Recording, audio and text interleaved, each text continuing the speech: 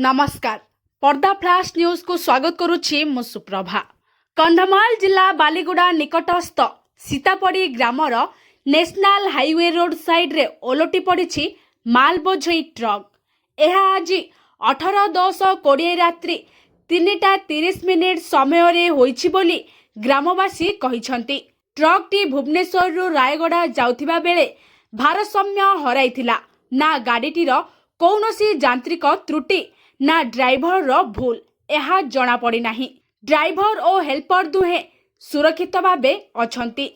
एथिरे कहार क्षति होई नाही बोली जना पड़िछि। गाड़ी नंबर हैला OD12C7949।